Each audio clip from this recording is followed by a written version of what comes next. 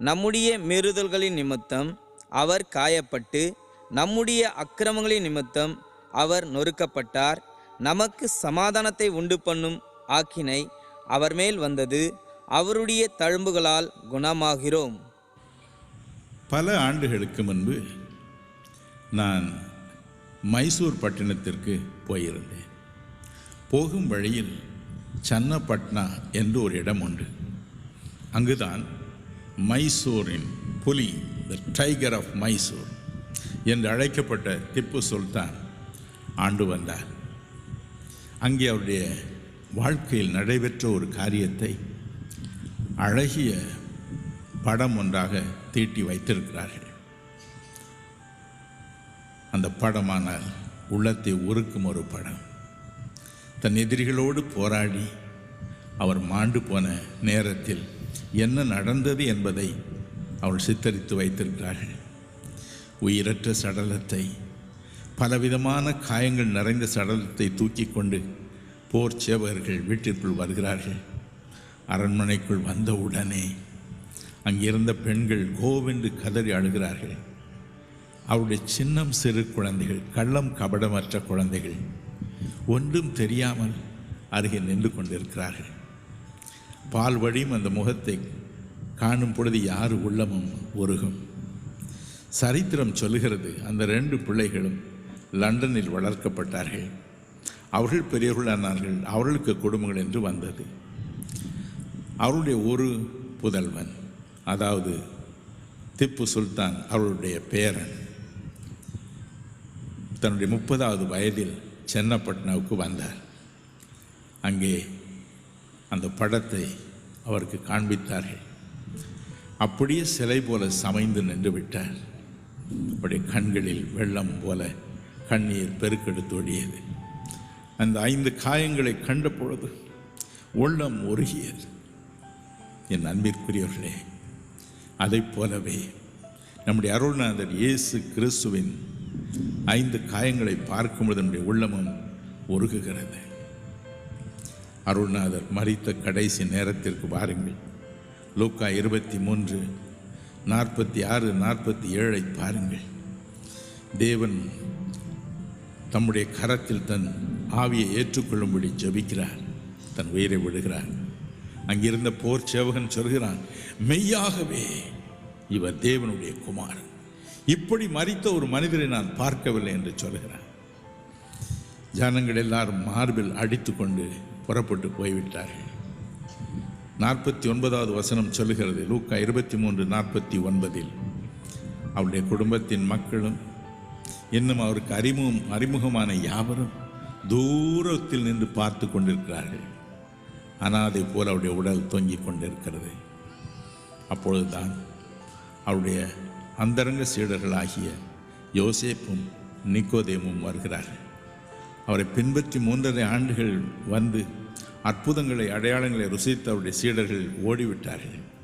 ஆனால் இந்த மக்கள் தான் வந்தார்கள். வேதம் சொல்லுகிறது, மார்க்கு 15:44-45 பிலாத்துவினிடம் யோசேப்பு போகிறார்.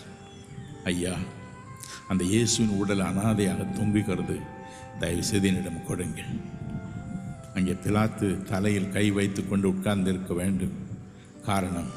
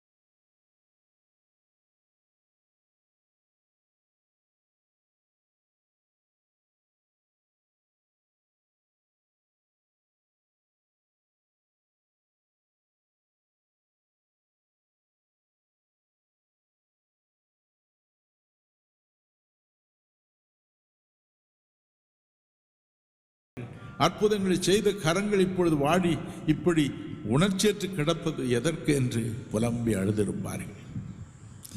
1992 ஆண்டு என்னுடைய தகப்பனார் தன்னுடைய 80வது வயதில் ஆண்டவரிடம் போய் சேர்ந்தார். கடைசி நாட்களில் அவரால் சரியாக சுவாசிக்க முடியவில்லை. எனவே எங்களுக்கு மிகவும் அதிகமான டாக்டர் ஜே.டி. சுப்பிரமணியம் என்ற ஒரு மருத்துவர் சொன்னார், பிரதர், நீங்கள் வீட்டில் வைத்து பார்க்க முடியாது, நான் அப்பாவை போல பார்த்து கொள்கிறேன் என்று அழைத்து கொண்டு போனார். அவருடைய கையிலே இந்த குளுக்கோஸ் ட்ரிப்ஸ் போட்டிருப்பார்கள். என் தகப்பனார் அப்படியே மரித்து போனார். அவரை அடக்கம் பண்ணும் நேரம் வந்தது.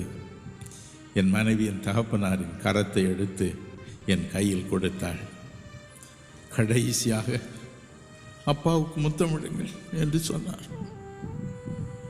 எத்தனை வயதானாலும் ஒரு தகப்பன் தான் அந்த இடத்தை நிரப்பவே முடியாது. முத்தமிட்டு ஐஸ் கட்டி போல இருந்தது சில்லென்று. அதே சமயத்தில் வீங்கியிருந்த அந்த கைகளை பார்த்து, ஐயோ, என் அப்பாவுக்கு ஏன் இப்படி கை வீங்க வேண்டும்? மனம் கசந்தளது. ஒரே ஒரு வினாடி என்னுடைய அத்தனை ஆண்டுகள் அவர் காண்பித்த அன்பு பாசம் என் உள்ளத்தை உருக்கியது. மனம் கசந்தளது. என் அன்பிற்குரியவர்களே, அந்த நிக்கோதேமும் யோசேப்பும் அப்படித்தான் அழுதிருப்பார்கள். வேதம் சொல்கிறது, இந்த இருவர் தான் அவர்களை அடக்கம் பண்ணினார்கள். ஒரு அழகிய பழமொழியை நான் எப்பொழுதும் சொல்வதுண்டு, when you smile the whole world will smile, but when you weep you will weep all alone. நீ சிரிக்கும் பொழுது உலகமே உன்னோடு கூட சிரிக்கும், நீ அழும் பொழுதோ தனித்து அழுவாய். அந்த இருவரும் தனித்து அழுதார்கள். அனாதை போல கிடந்த அந்த உடலை பார்த்து, அதிலிருந்த காயங்களை பார்த்து. எனினும் பிரியமானவர்களே, இந்த காயங்கள் அந்த உடலில் ஏற்படுவது என்பது தேவனுடைய திருவுள சித்தம். அதை மாற்றவே முடியாது. ஆண்டவராகிய இயேசு உலகிற்கு வருவதற்கு 1000 ஆண்டுகளுக்கு முன்பதாக இருந்தவன் தான் ஏசாயா தீர்க்கதரிசி. அவன் அப்பொழுதே ஏசாயா 53 எழுதி வைத்தான், அவர் எப்படி வேதனைப்படுவார், எப்படி நொறுக்கப்படுவார் என்று. அதில் தான் அவன் இப்படி சொல்கிறான். ஏசாயா 53:5 திரும்ப வாசிக்க கேட்போமா? நம்முடைய மீறுதல்களின் நிமித்தம் அவர் காயப்பட்டு, நம்முடைய அக்கிரமங்களின் நிமித்தம் அவர் நொறுக்கப்பட்டார். நமக்கு சமாதானத்தை உண்டு பண்ணும் ஆக்கினை அவர் மேல் வந்தது, அவருடைய தழும்புகளால் குணமாகிறோம். நீதிமொழிகள் 20:30 சொல்கிறது, காயத்தின் தழும்புகளும் உள்ளத்தில் உரைக்கும் அடிகளும் தான் பொல்லாதனுடைய இருதயத்தை அழுக்கற துடைக்கும் என்று. வேறு வழியே கிடையாது. காயமுற அடிக்கப்படும் அடிகள். என் அன்பிற்குரியவர்களே, எனவே இயேசு சொன்னார், அந்த காயங்களை நான் ஏற்றுக்கொள்ளட்டும். என் மக்களுடைய மீறல்கள் நிமித்தம் அவர்கள் பட வேண்டிய காயங்களை நான் படட்டும். பல ஆண்டுகளுக்கு முன்பதாக அண்டை நாடு ஒன்றிற்கு நான் சென்றிருந்தேன். அங்கிருந்த மிகப்பெரிய பிரமுகர் தன் வீட்டில் என்னை தங்க வைத்தார், உணவு கொடுத்தார். ஆனால் ஆண்டவரை பற்றி சொல்லும் காரியங்களுக்கு அதிக முக்கியத்துவம் தரவே மாறோடு கெஞ்சினேன். என் வாழ்க்கையும் மாறியது, என் நோயும் மாறியது. அவர்தான் எனக்கு உதவி செய்தார் என்று அவர் சொன்னார்.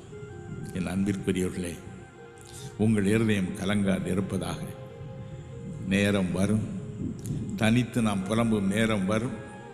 நமக்கு யாருமே உதவி செய்ய முன் வராத ஒரு சூழ்நிலை வரும். ஆனால் ஐங்காயம் படைத்த ஆண்டவர் தான் ஒரு அனாதை போல சிலுவையில் தொங்கினதை நினைப்பார்.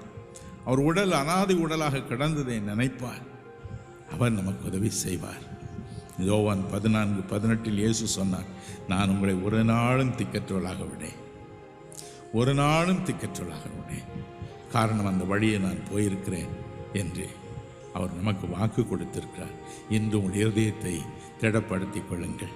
எனக்கு யாரும் இல்லையே, அப்பா இல்லையே, அம்மா இல்லையே, எனக்கு உதவி செய்ய யாரும் இல்லை என்று மனம் கசந்து வந்திருக்கலாம். அவர் உங்களை கைவிடவே மாட்டார். வேத புஸ்தகத்தை இன்னும் கருத்தை நீங்கள் வாசிக்கும் பொழுது அதில் காரணமற்ற காயங்களும் நமக்கு வரக்கூடும் என்று வேதம் சொல்கிறது. நீதிமொழிகள் 23, 29, 30 வசனங்களை வாசிக்க கேட்போமா? ஐயோ, யாருக்கு வேதனை, யாருக்கு துக்கம், யாருக்கு சண்டைகள், யாருக்கு புலம்பல், யாருக்கு காரணமில்லாத காயங்கள், யாருக்கு இரத்தம் கலங்கின கண்கள், மதுபானம் இருக்கும் இடத்திலே தங்கி தரிப்பவர்களுக்கும் கலப்புள்ள சாராயத்தை நாடுகிறவர்களுக்கும் தானே. மதுவையும் சாராயத்தையும் நாடும் ஒரு மனிதனுக்கு காரணமற்ற காயம் வரும். ஒரு நாள் பத்திரிகையில் இவ்வாறு வாசித்தேன். சென்னையில் ராயபுரம் என்ற ஒரு இடம் உண்டு. அங்கே ஒரு மனிதன் தினமும் குடித்துவிட்டு வந்து தன் மனைவி அடிப்பான். ஒரு நாள் மாலை திரும்பி வந்தான். தன் மனைவியின் மீது கோபம் கொண்டான். இறுதியில் அந்த பெண்ணினுடைய முடியை பிடித்து சுவரில் ஓங்கி ஓங்கி அடித்தான். வலி பொறுக்க முடியாமல் அவள் அலறினாள். பிள்ளைகள் கூச்சலிட்டார்கள், அப்பா, அம்மாவை விட்டு விடுங்கள். அக்கம் பக்கத்தில் இந்த பெரியவர்கள் ஓடி வந்தார். எவ்வளவோ முயற்சி செய்தார். என் மனைவியை நான் அடிப்பேன், உங்களுக்கு என்ன என்றார். கடைசியாக மோதி அடித்த பொழுது அந்த தலை நொறுங்கியது, சுக்கு நூறாக நொறுங்கியது. தாரை தாரைய ரத்தம் வழிய தரையில் விழுந்து மாண்டு போனார். காவல்துறை அதிகாரிகள் வந்தார்கள், கண்ணீர் வடித்தார். ஏனப்பா இப்படி ஒரு குடும்பத்தை நாசம் பண்ணிவிட்டாய், இந்த 4 பிள்ளைகளையும் அநாதிகளாகி விட்டாய் என்று கண்ணீரோடு அவனை சிறை செய்து அழைத்து கொண்டு போனார். என் அன்பிற்குரியவர்களே, இதை மனதில் வைத்துதான் அருள்நாதர் இயேசு சொன்னார், ஐயோ, என் பிள்ளைகளுடைய காரணமற்ற காயங்கள் என் மேல் வரட்டும், நான் சாகட்டும், என் பிள்ளைகள் காயமின்றி வாழட்டும், என் காயத்தினால் வாழட்டும் என்று சொன்னார். ஹல்லேலூயா. அவர் இன்றைக்கும் உயிரோடு இருக்கிறார். அவருடைய காயங்கள் இன்னும் மாறாத காயங்கள், இன்றும் அதில் ரணம் ஓடிக்கொண்டிருக்கிறது. எனவே நாம் கதறும் பொழுது